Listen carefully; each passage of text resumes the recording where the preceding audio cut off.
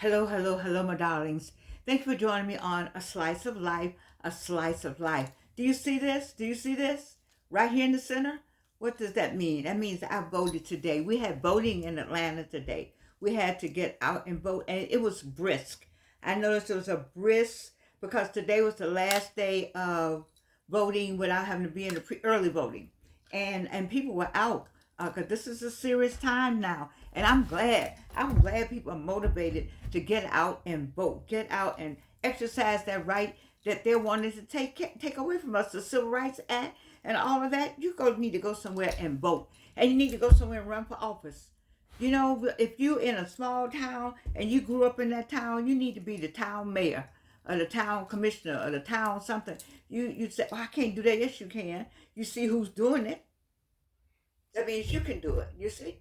And so I'm excited about having voted today. I was in there. I had all my people lined up in my head. I had whatever I needed to know. You have to go in there. No, you have to go in there with an attitude. Come out with an attitude. Look what I did. What did you do today? I voted today. I'm very happy about having done that. I think my daughter, together. We've been going together. We didn't take a picture today. Normally, we've been taking a picture when we were younger of us coming out of the voting booth. But we have a picture in our mind that we did it. So that was good. That was good. And so let me tell you, my heart goes out to the people in Jamaica that lives were lost up and down the Caribbean. Not only Jamaica, but Jamaica was hardest hit, is my understanding, from the storm, the recent storm on Thursday. We on Friday now, on Wednesday and Thursday, of the hurricane that came through and damage. So much damage was done, and then the damage of the people's homes and businesses and the land, as the water pushed against the land and the soil, but also the damage that was done in terms of people losing their lives, and then the damage that's done just having that thought that you don't have your house was there and it's not there anymore. You know, the whole trauma associated with the house is gone, the land is still there, but all the things that you have collected gone, or by your friends are gone, the space is gone. It's trauma associated with that. And so and it's permeating through the air because there's this trauma seemingly everywhere. People are tense, more tense than they normally would be. I would think I saw where it was a party in outside of Atlanta. It was a Valentine. No, I'm sorry, a Halloween party on last night. Maybe they did it on a Thursday, and a woman was shot and killed at a Halloween party. I have, what could what kind of argument? What could you say to anybody that they would pull a gun out and shoot you, a woman, and it was a man that did it? So I don't. People just there's something going on. I talked to my daughter about mental health. The mental health initiative left here some time ago. You know, Mrs. Carter was a supporter of the mental health institutions we had here. We used to have Milledgeville in the state of Georgia. And so I don't know what you have in your state, but mental illness has gone out the door. We need mental illness places and people that are trained. Especially, you've seen how many people have lost their lives because the police officers are not trained to know the difference between someone who's having a mental breakdown and someone who's stealing something when they're not stealing that. Speaking of, I didn't see the story, but I need you to be aware. I'm gonna tell you what happened in Atlanta, and I didn't see the story. I should have followed up before I sat down here. But did you know that people are being arrested for DUI, and they have not, and they passed the DUI? They passed it. I'm not saying they got another warrant. I'm saying the policeman just took them in. Just said, "Oh well, you didn't pass," and then they said, "Oh, we made a mistake." What is going on? What is that all about? I'm giving you fair warning, people, that there's an onslaught against people in America now. It's coming from north, south, east, and west. It's coming from places you never would think. You're looking over here at one agency, and it's coming from another agency. I don't want to know that an officer would do that. I have friends who are officers. I don't want to think that. I worked for municipal court. I was part of the court system, and so to think that there were some officers out there that would just say, "Oh, you have a DUI and you don't have the DUI," and then they said, "Oh, I made a mistake. I need to find out what that story is all about." And so it's a time for all of us to be careful of our movements, of our driving. Any little thing would tick somebody off. Right now, we don't really have, we don't. It depends on where you live, maybe, and that's not. The law is the law is the law. But we've already seen when that's not true. Um, that we already know that that's not true. You can be a felon and you can be the president of the United States, but you can be a felon and you can't vote. Or you can be a felon and a number of things, but you can be president of the United States. So I don't know about the law. We're in almost a lawless land. But I will say that we need to be mindful of our movements. Mindful of our movements. You don't want to live like that, but we have lived like that. If you're black in America, you've grown up like that, to be mindful of your movements. That freedom of movement, or the freedom to go where you want to go and do what you want to do, that's a limited freedom. That's a false freedom. That's a TikTok freedom, you see. But you know, to get out here in these streets, you need to. There was a gentleman on TikTok that said a person of another color was watching him when he got out of his, no, start watching him when he got out of his car, and followed him in the store, and walked around the store and followed him back to the car. It's that intimidation kind of thing, staring and looking, foreboding. You see, all that went on in the 60s, all that staring and looking, foreboding, and, maybe having a bulge in your pocket to intimidate you, but to let you know that that bulge was connected to a firearm. All of that is intimidation, and it's a lot of that going on. I don't. There's a mean streak going across. I'm just going to talk about America right now. It's a mean streak. It's a fear. It's a fear factor, and we cannot give in to the fear factor. You can't give into it. You have to just remain prayerful, and prayer does change things. I know there's some people who say you just can't talk about praying. Yes, you can. Our ancestors, our enslaved ancestors prayed, and they worked and they prayed, and some of them didn't see their prayers answered, but you are the answers. You are the answers to their prayers. Their prayers did get answered. Here we are. Here we are today. We are the answers to some, my line, I don't know who back there that got me to this, but I know I'm the answer. They wanted us to be able to go to school. We could go to school. They want to be able to read and write. We could read and write and do arithmetic. They want us to be able to have good jobs and speak well, and because that was what they knew at the time. They thought, our enslaved ancestors thought that all we had to do was acquire what we thought they already had, and then we would be equal. They didn't know what we know now, that there is no equal, because the line keeps changing. They move the line because there's a fallacy and a false narrative that's been presented that we know that's not true, and they know that's not true. But somebody got to keep it going in order to keep America where it is today. In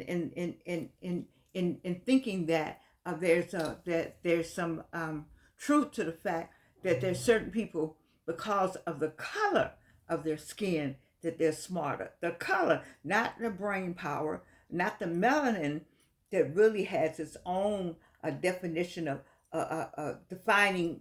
The melanin has its own defining moments, but just the idea that somebody would use um, a color and make a difference, and it has nothing to do with the humanness or the brain power or the abilities that we all have, and we have, we have them, and also to not even look back in history and remember or even identify the periods where there were no white people on the earth, and not even acknowledge that, not acknowledge where that whiteness stemmed from, to not have that acknowledgement, and then to have someone just make up a story and it actually stuck and sticks. And so in the meantime, in between time, we have to live. And that is what I talk about, is living. I talk to you on the other side of the screen about living.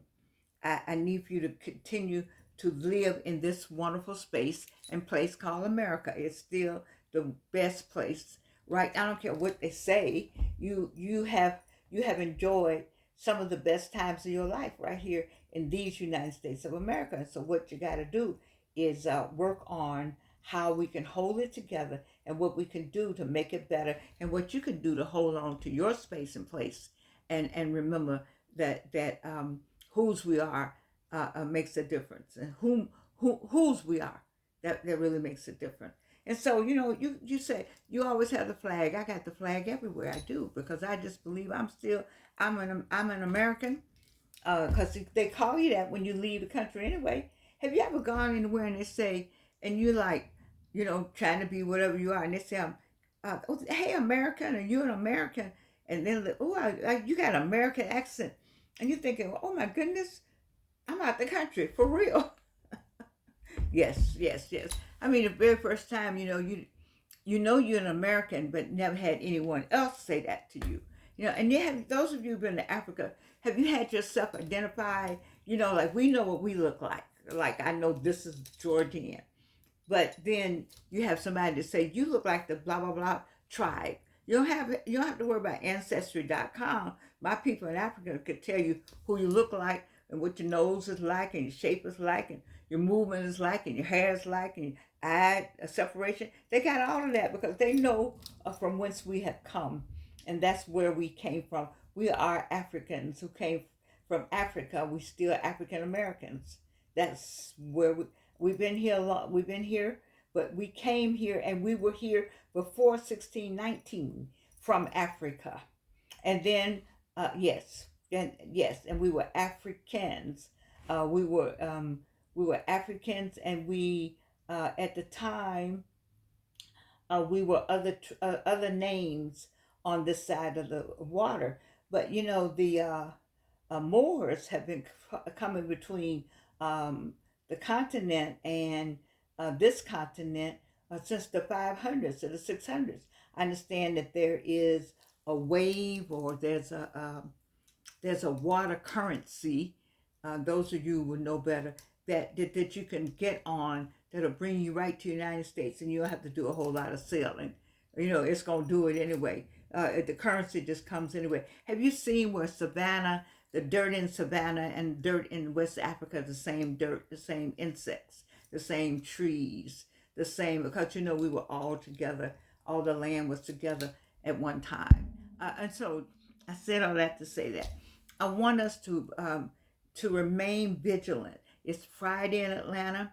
The I don't know who's winning the World Series right now. I just asked my son-in-law about the World Series. When I grew up, I went to two games all the time. I either went to the White Sox or the Cubs. My grandparents were big baseball fans, and I don't know, you know, when we would go, but we went all the time. To me, we would go to some kind of game, and of course, and I was the grandchild. And I asked him once, and I think I've said it before. We sat behind the net, and I used to like to sit behind the net because every time the ball hit the net, we would make a woo sound, and it was just so cute to me as a kid.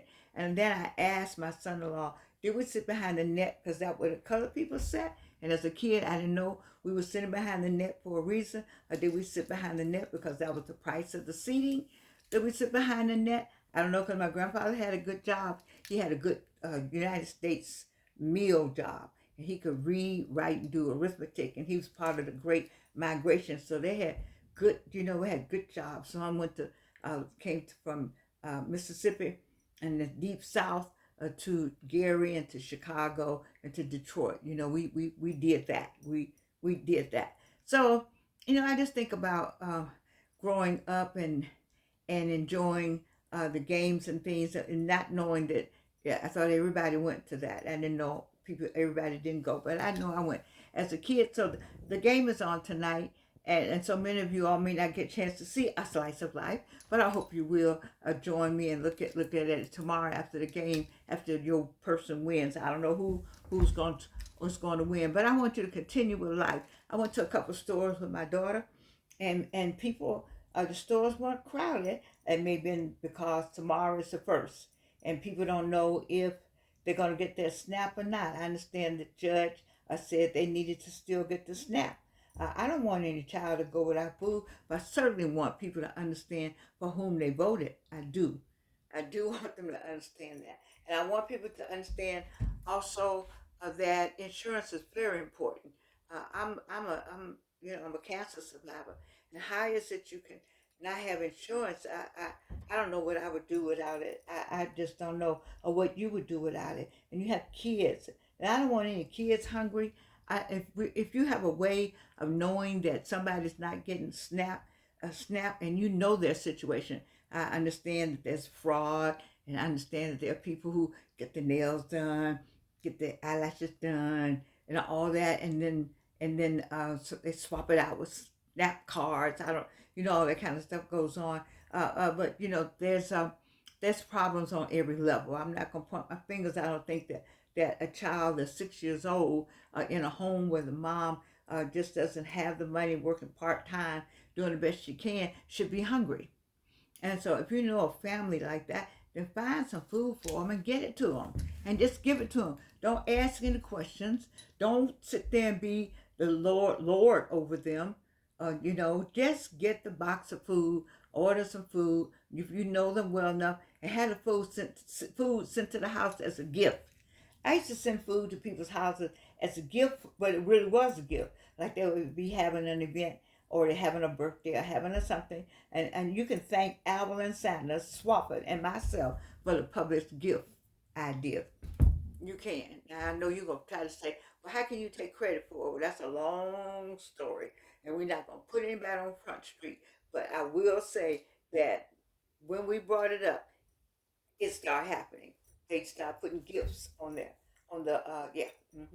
So I said all that to say that gift the foods to people. You can just call up. I forget what it's called. I haven't done it in a long time, but you can call up Publix or Kroger or wherever you are, Jewel, or whoever the people are that do the delivering.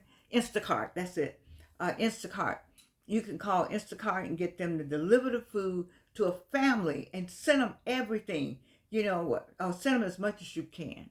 I shouldn't say that. Send them as much as you can. But if you see already that a turkey or chicken, or they eat this, go ahead and get all the trimmings now. Just get it all. Because I think that my understanding that maybe they won't see SNAP may not be tomorrow, but they may get it together. And the reason why you all are so upset about the SNAP, like I said, when black people were the only ones you thought that was on SNAP, nobody said a word. But once you found out that white people were the main ones since 1932 that got the assistance, way before we even got any assistance, and then a lot of white people are needing the same help. Help is help, and children are children, period.